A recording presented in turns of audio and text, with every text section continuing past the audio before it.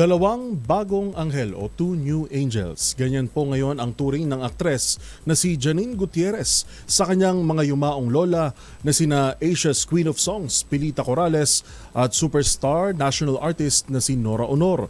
Magugunita na 4 na araw lang ang pagitan mula nang magkasunod na pumanaw ang dalawang batikang singer-actress. Ang buong pahayag ni Janine tutukan sa report na ito. Superstar Nora Aunor at Asia's Queen of Songs Pilita Corrales para sa iba, pero mamagay at mamita para sa kanilang naulilang apo na si Janine Gutierrez. Sa kanyang Instagram broadcast channel, nagpaabot ng pasalamat si Janine sa lahat ng mga nakiramay at nakidalamhati sa magkasunod na pagpanaw ng kanyang mga lola.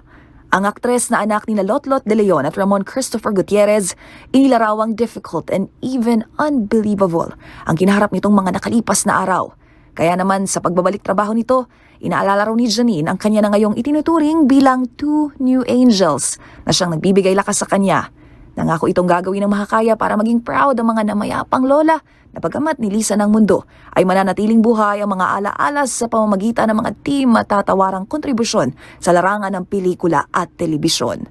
April 12, pumanaw ang tinaguriang Asia's Queen of Songs na si Pilita Corrales sa edad na 85. Habang makalipas ang 4 na araw, April 16, binawian naman ng buhay si National Artist for Film and Broadcast Arts, Nora Aunor dahil sa acute respiratory failure.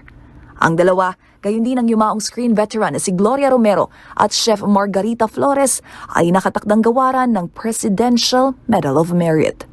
Para sa MBC TV Network News, ito si Angelica Cosme ng DZRH TV, una sa Pilipinas, una sa Pilipino.